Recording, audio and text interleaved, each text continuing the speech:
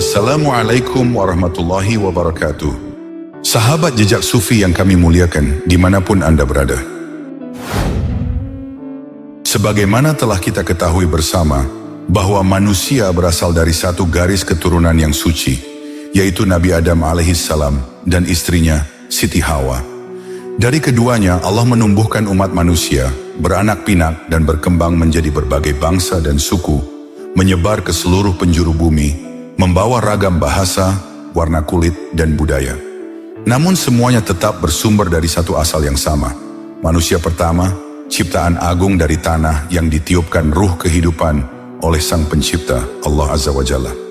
Namun di balik tabir dunia yang terlihat, ada makhluk lain yang juga menghuni bumi ini, hidup berdampingan dengan manusia dalam alam mereka yang tersembunyi. Mereka adalah bangsa jin. Lalu dari manakah asal mereka? Apakah mereka juga berasal dari satu keturunan yang sama seperti manusia? Ribuan tahun sebelum Adam alaihissalam menjejakkan kaki di bumi, langit dan bumi telah menyaksikan makhluk pertama yang diciptakan dari unsur selain tanah. Makhluk itu bukanlah malaikat yang terbuat dari cahaya, melainkan makhluk lain yang diberi bentuk dari nyala api yang membara. Merekalah yang kelak dikenal sebagai bangsa jin. Rasulullah SAW bersabda, malaikat diciptakan dari cahaya, jin diciptakan dari nyala api, dan manusia diciptakan dari tanah seperti yang telah dijelaskan kepada kalian. Hadits riwayat Muslim. Bangsa jin diciptakan dari api yang menyala-nyala, bukan sekadar panas, tapi dari nyala yang memiliki kekuatan, cahaya, dan gerak. Api yang melambangkan kekuatan, energi, dan sifat liar, itulah hakikat mereka. Dan dari jenis makhluk ini, Allah menciptakan leluhur pertama mereka, namanya adalah Sumia. Di dalam kitab Ahkamul Marjan fi Ahkamil Jan, dijelaskan bahwa Sumia adalah kakek moyang bangsa jin, sebagaimana Adam adalah kakek moyang manusia. Allah menciptakan Sumia dari nyala api, dan dari Sumialah lahir generasi pertama, jin yang menghuni bumi. Kala itu bumi masih perawan, hutan-hutan belum disentuh tangan manusia, pegunungan menjulang tanpa nama. Disinilah bangsa jin pertama hidup, beranak pinak, membangun peradaban mereka yang tak tampak oleh mata manusia. Mereka diberikan akal, kehendak dan kemampuan untuk memilih antara ketaatan dan kedurhakaan, sebagaimana manusia kelak akan diuji. Sumia tidak diciptakan di langit atau di surga. Ia diciptakan langsung di bumi ini. Menjadi yang pertama, Sumia menyaksikan bumi dalam kehampaannya. Lalu ia pun menghadap kepada Allah Azza wa Jalla, menyampaikan permintaan yang menjadi penentu sifat kaumnya hingga hari kiamat. Wahai Rabbku, pinta Sumia dengan rendah hati, izinkanlah aku dan keturunanku untuk dapat melihat segala yang ada di bumi, sementara mereka tidak dapat melihat kami.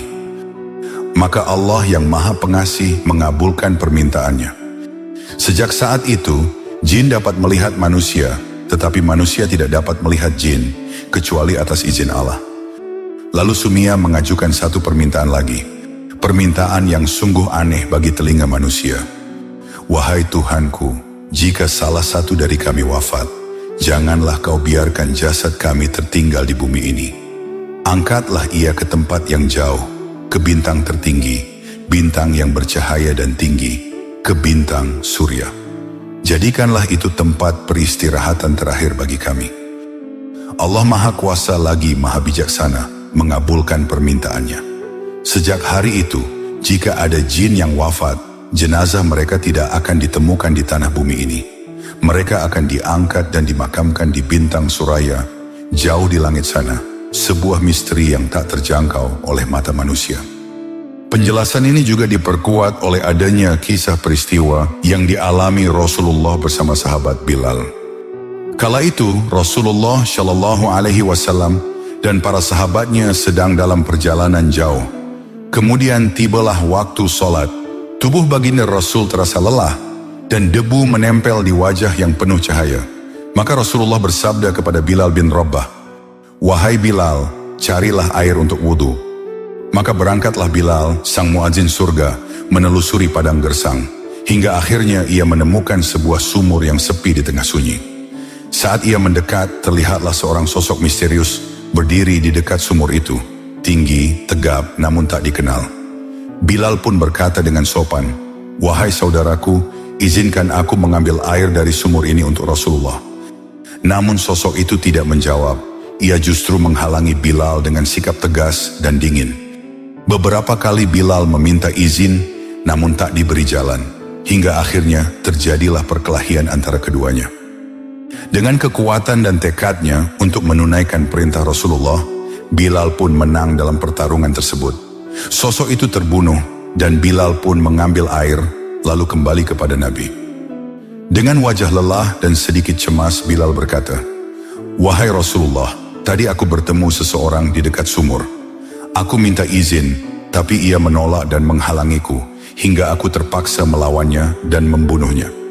Mendengar hal itu, Rasulullah tersenyum dengan kebijaksanaan kenabian, lalu bersabda, "Wahai Bilal, yang engkau lawan itu bukan manusia, ia adalah jin. Kembalilah ke sumur itu, lihatlah, pasti jenazahnya sudah tidak ada di sana." Bilal pun segera bergegas kembali ke sumur tersebut. Dan benar saja, di sekitar tempat itu tidak ada jasad, tak ada bekas perkelahian, tak ada darah. Seolah-olah peristiwa itu tidak pernah terjadi. Tapi Bilal tahu apa yang ia lihat dan alami. Jin itu telah wafat, dan seperti janji Allah kepada Sumia, jasadnya telah diangkat menuju bintang Suraya. Setelah 2 permintaan dikabulkan oleh Allah yang Maha Pemurah, Sumia, leluhur agung bangsa jin, kembali menengadah, menautkan harapannya dalam doa yang khusyuk dan penuh harap. Ia bermunajat, memohon satu anugerah lagi kepada Rabb semesta alam. "Wahai Tuhan yang maha hidup dan tidak pernah mati, anugerahkanlah kepada keturunanku umur yang panjang dan tubuh yang awet muda, agar ketika usia mereka menua, tubuh mereka kembali muda dan segar seperti masa awal penciptaan." Dan Allah dengan kasih sayangnya yang tak terhingga mengabulkan permintaan itu. Maka sejak saat itu, jadilah usia bangsa jin begitu panjang, mencapai ratusan bahkan ribuan tahun. Namun tubuh mereka tetap segar dan kuat, seolah waktu enggan menyentuh wujud mereka dengan kerutan dan kelemahan. Hari-hari berlalu, waktu berjalan seperti angin yang tak pernah lelah. Kemudian datanglah masa di mana Sumia dipertemukan dengan pasangannya, seorang jin betina yang diciptakan Allah untuknya. Dengan izinnya, mereka pun menikah, dan dari keduanya lahirlah generasi demi generasi jin yang tak terhitung banyaknya. Mereka tumbuh, menyebar, dan menghuni seluruh penjuru bumi. Keturunan Sumia mendirikan kerajaan-kerajaan besar, megah dan berjaya, dari barat hingga timur, dari utara hingga selatan. Namun sebagaimana tabiat makhluk yang diberi akal dan kebebasan memilih, kesombongan pun perlahan merayap di hati sebagian dari mereka. Kekuasaan membuahkan rasa tamak, dan persaudaraan terkoyak oleh ambisi. Kerajaan-kerajaan jin yang dulunya hidup berdampingan, kini berubah menjadi musuh yang saling mencurigai dan membenci. Api peperangan mulai menyala, mereka saling memerangi, menumpahkan darah tanpa henti. Saudara melawan saudara, sahabat menjadi lawan. Bumi menjadi saksi bisu atas pertumpahan darah yang tak kunjung usai. Langit pun mengadukan kebengisan itu kepada Sang Pemilik Arsy.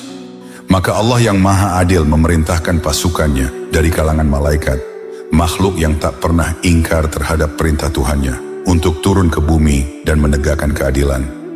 Terjadilah peperangan dahsyat antara bangsa jin dan para malaikat. Langit dan bumi berguncang. Angin, api, dan petir menjadi saksi dari benturan kekuatan yang tak terbayangkan.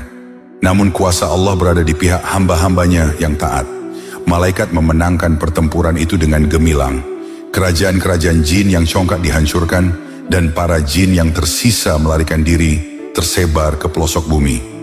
Sebagian mengasingkan diri ke gua-gua dalam, ke lembah-lembah sunyi, ke pulau-pulau jauh di tengah lautan, tempat yang tak dijangkau oleh manusia. Di tengah kepulan asap dan reruntuhan, ribuan jin tewas, menyisakan kesunyian yang membentang panjang seperti waktu yang terlupakan. Namun di dekat tempat tragedi itu terjadi, Allah Subhanahu wa Ta'ala takdirkan sesuatu yang luar biasa. Di sela batu-batu hangus dan tanah yang hangat oleh bara, terdapat sebuah telur jin, diam, rapuh, dan tak bernama. Tak ada yang peduli, tak ada yang tahu, tak ada yang menyangka bahwa dari telur mungil itulah sebuah perjalanan agung akan bermula. Ketika waktu mengizinkan, telur itu pun menetas. Dari dalamnya muncul sesosok anak jin, lemah, mungil, dan belum tahu apa-apa tentang dunia yang keras. Tak ada sanak, tak ada penjaga, tak ada pelindung. Namun Allah Subhanahu wa Ta'ala Maha Penyayang.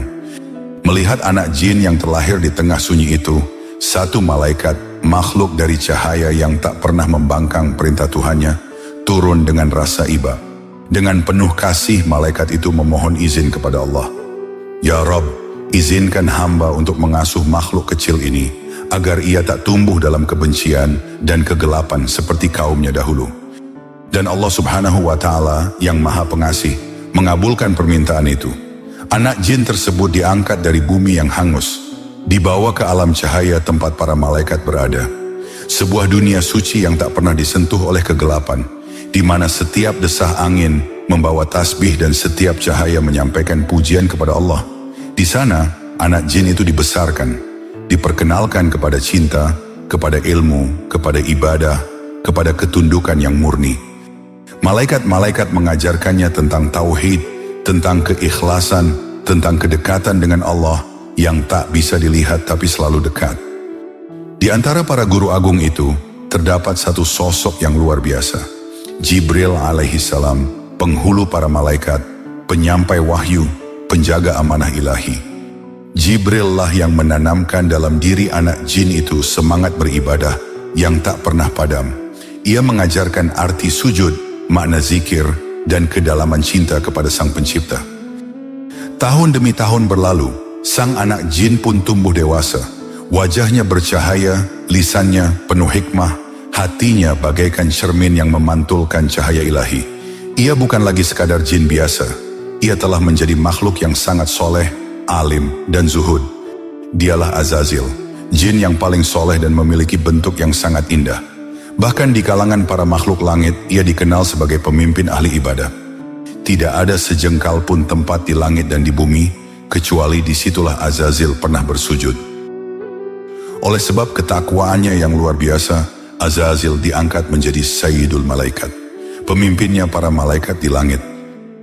Setelah sekian lama bumi tenggelam dalam ketenangan, udara damai berhembus lembut menyapu lembah dan gunung, dan alam raya memuji kebesaran Sang Pencipta dengan denting keheningan yang suci. Namun ketenangan itu tidak abadi. Bangsa jin yang dahulu telah ditundukkan oleh janji dan azab, kembali melupakan pelajaran masa lalu. Mereka menyulut api kesombongan dan membakar janji setia. Pertikaian meletus, darah kembali mengalir di tanah yang dulu damai, dan bumi pun bersaksi atas kezalimannya. Hutan-hutan yang sunyi menjadi medan pertempuran, gunung-gunung yang agung bergema oleh raungan amarah. Bangsa jin yang dicipta dari nyala api tanpa asap mengangkat senjata melawan sesamanya. Mereka tidak lagi mengenal saudara, yang tersisa hanyalah keinginan untuk menguasai dan menghancurkan. Di langit ketujuh, sosok jin yang paling soleh memandang dengan geram. Dialah Azazil, makhluk yang paling taat di antara para penghuni langit. Wajahnya bersinar oleh cahaya ibadah yang panjang, tapi kini matanya menyala oleh kemurkaan atas kedurhakaan yang dilihatnya. Ya Rabb, seru Azazil dalam sujudnya yang dalam, izinkan aku turun ke bumi, membawa murkamu, untuk menegakkan kembali keadilanmu yang dinodai. Allah Tuhan semesta alam yang maha mengetahui dan maha bijaksana, mengabulkan permohonan hambanya yang setia. Maka turunlah Azazil, diiringi ribuan malaikat yang bersenjata cahaya dan kebenaran. Langit bergetar oleh langkah mereka, bumi menderu menyambut bala tentara langit. Azazil memimpin pasukan itu sebagai panglima, dengan wajah yang menyala oleh semangat pengabdian dan keadilan. Maka terjadilah pertempuran dahsyat antara langit dan bumi. Bangsa jin yang dulu pongah kini terkejut dan porak-poranda. Mereka berlarian menyelamatkan diri, laksana debu yang tertiup angin badai. Ada yang bersembunyi di lembah-lembah gelap, ada yang melarikan diri ke tengah samudera luas, dan ada pula yang memanjat gua-gua purba mencari tempat tak terlihat oleh cahaya langit. Bumi yang sebelumnya terluka kini kembali diselimuti naungan para malaikat. Langit memandang bangga pada pasukan suci yang telah menunaikan amanah. Azazil berdiri tegak di puncak bukit, menatap sisa peperangan yang kini mereda. Di wajahnya terpancar cahaya kemenangan, namun jauh di kedalaman hatinya, ia belum tahu bahwa hari ujian terbesarnya masih akan datang. Karena di balik keberhasilan dan ketaatannya, tersimpan potensi keangkuhan yang kelak akan menguji seluruh langit dan bumi. Bumi kini telah kembali damai. Tak ada lagi suara dentuman peperangan, tak ada lagi jeritan kesakitan karena kemungkaran. Segalanya hening, segalanya tunduk dalam keseimbangan yang sempurna. Namun, di balik ketenangan itu, ada takdir besar yang sedang disusun oleh Zat yang Maha Kuasa. Allah Azza wa Jalla, Tuhan semesta alam, berkehendak menciptakan makhluk baru. Bukan dari cahaya seperti malaikat, bukan dari api seperti jin, tetapi dari tanah yang diambil dari penjuru bumi, yang lembut dan kasar, yang putih dan hitam, yang subur dan tandus. Dari keberagaman unsur itu, Allah bentuk satu makhluk dalam kesempurnaan rupa dan hikmah. Ia adalah Adam alaihissalam, manusia pertama, bapa dari seluruh umat manusia, yang kelak akan memikul amanah sebagai khalifah di bumi. Namun keputusan agung ini menggugah pertanyaan. Para malaikat yang mulia pun bertanya dengan penuh adab, "Ya Rabb kami, apakah engkau akan menjadikan di bumi makhluk yang akan membuat kerusakan di dalamnya dan menumpahkan darah, sementara kami bertasbih memujimu dan menyucikan namamu?" Lalu Allah menjawab dengan kalimat yang abadi dalam kebesarannya, "Sesungguhnya aku mengetahui apa yang tidak kalian ketahui." Maka tunduklah para malaikat dengan penuh hormat dan kepasrahan tanpa lagi bertanya. Akan tetapi, di antara mereka ada satu makhluk yang tak menyuarakan bantahan, tapi menyimpan bara dalam diam. Dialah Azazil, makhluk dari golongan jin, yang selama ini tinggal di langit dan beribadah bersama para malaikat. Azazil tak bisa menerima, ia memandang hina kepada Adam. Mengapa makhluk dari tanah itu yang diangkat menjadi khalifah? Padahal aku diciptakan dari api, lebih mulia, lebih kuat, lebih tinggi. Iri hati mulai merambat dalam hatinya. Hasad menyelimutinya, kesombongan, dengki, dan kebencian mulai menyusup dalam sujudnya. Setelah jasad Adam terbentuk, kemudian Allah tiupkan ruhnya ke dalam jasad tanah itu. Maka berdirilah Adam, makhluk yang mulia, dengan ilmu yang diajarkan langsung oleh Sang Pencipta. Allah mengajarkan kepada Adam nama-nama segala sesuatu, suatu ilmu yang tak dimiliki oleh makhluk manapun sebelum itu. Lalu Allah menyeru kepada seluruh para malaikat yang ada di langit, "Sujudlah kalian kepada Adam." Sujud ini bukanlah bentuk penyembahan, melainkan tanda penghormatan atas perintah Allah, pengakuan akan kemuliaan ciptaan baru ini. Maka bersujudlah seluruh malaikat. Mereka tidak membangkang sedikit pun, karena mereka diciptakan hanya untuk taat. Azazil yang sudah dihinggapi rasa dengki, menolak perintah Allah Subhanahu wa Ta'ala. Ketika diperintah untuk sujud, ia membusungkan dada dan membangkang. Allah bertanya kepadanya dengan firman-Nya, "Apa yang menghalangimu untuk sujud ketika aku memerintahkanmu?" Dengan keangkuhan yang membara dalam dadanya, Azazil menjawab, "Aku lebih baik daripadanya. Engkau menciptakan aku dari api, sedangkan dia engkau ciptakan dari tanah." Betapa berbahayanya kesombongan. Ia menutup mata dari hakikat, membutakan hati dari kebenaran. Pada saat itulah murka Allah menimpanya. Semua gelar kehormatan, semua kemuliaan, dan kedudukannya di langit dicabut. Yang dahulu dipuji karena kesalehan, kini dikutuk karena kesombongan. Namanya pun berubah, dari Azazil yang berarti yang terdekat kepada Allah, menjadi iblis, yang artinya yang putus asa dari rahmat Allah. Wujudnya yang tadinya indah dan bercahaya, seketika menjadi buruk rupa. Kemudian Allah mengusirnya dari surga, dan mengutuknya hingga hari kiamat. Demikianlah kisah sekilas tentang asal-usul bapa moyang jin dan awal kedurhakaan iblis kepada Allah Azza wa Jalla. Akhirul kata, wallahu a'lam bishawab. Sampai di sini dulu perjumpaan kita kali ini. Semoga bermanfaat. Wassalamualaikum warahmatullahi wabarakatuh.